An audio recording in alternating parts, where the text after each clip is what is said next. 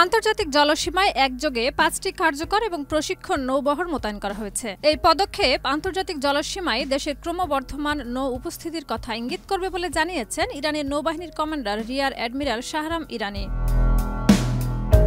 Shahram ইরানি জানান, ইরানি নৌ ইউনিটগুলো বর্তমানে মালাক্কা প্রণালীতে অবস্থান করছে। মালাক্কা প্রণালীটি ভারত মহাসাগরের আন্দামান সাগরকে, প্রশান্ত মহাসাগরের দক্ষিণ চীন সাগরকে এবং এডেন উপসাগরের কাছে ইয়েমেনি উপকূল রেখাকে সংযুক্ত করেছে। ইরানের সামরিক কর্মকর্তারা নিশ্চিত করেন যে নৌবাহিনী ভারত মহাসাগরের অন্যান্য স্থানেও দেশীয় সামরিক জাহাজের মাধ্যমে উল্লেখযোগ্য উপস্থিতি বজায় রেখেছে।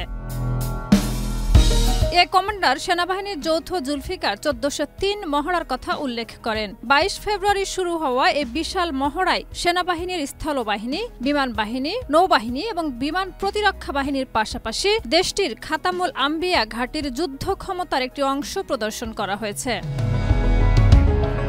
ইরানি আরও বলেন, মহড়ার প্রথম দিনে ইসলামী প্রজাতন্ত্র তার উপকূলীয় প্রতিরক্ষা লক্ষ্য অর্জনে সফল হয়েছে। তিনি জোর দিয়ে বলেন, দেশের উপকূল বরাবর কৌশলগত নৌবাহিনী একটি দুর্ভেদ্য প্রতিরক্ষা দেওয়ার ক্ষেত্রে এই মহড়ার মাধ্যমে তাদের সক্ষমতা প্রদর্শন করেছে।